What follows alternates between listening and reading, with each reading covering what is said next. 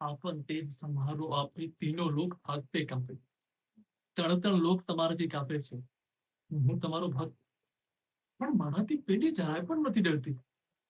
પેલીને સાથે લગ્ન થયા, પેલી પેલી અનુશ્રી, હા, પેલીને સાથે લગ્ન થયા ત્યારે જ હું તમને કીધું હતું કે હું એને અડીશ પણ નહીં. પણ એણે આજે મારું હાથ પકડી લીધું. કેવું કહેવાય? પ્રભુ, પ્રભુ, તમને ખબર છે ને કે મારી હાલત ખરાબ છે, તો પણ તમે કઈ નથી કરતા. હા, તો ગજબ જ કહેવાય. હા, અને તમને ખબર છે, હું તમારા પહેલા નંબરનો ભક્ત છું. લગ્નની તો દૂરની વાત, કોઈ દિવસ કોઈ છોકરીને આંખ ઊંચી કરીને જોઈ પણ નથી. અને વિધાતાના લેખ જો પ્રભુ, કે મારા જ લગ્ન થઈ ગયા. હા, હવે હું શું કરું? તમે જ કહો. તમારે જેમ અંજની માતાનું બધું કેવું માનવું પડે ને, ને મારે કૌશલ્યા માતાનું બધું કેવું માનવું પડે.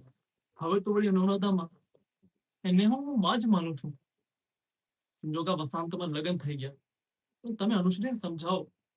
એ મારા ઓરડામાં પૂછ્યા વગર ઘૂસી જાય છે અને પછી કહે છે, હવે ઓરડો એનો.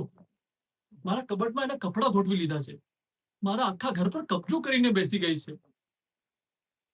બાપુજી કહે છે કે એ તારી પત્ની છે, એટલે મારે એનું ધ્યાન રાખવું.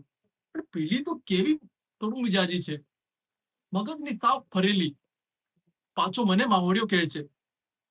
હવે તમે જ કહો, હું શું કરું? શું કરું?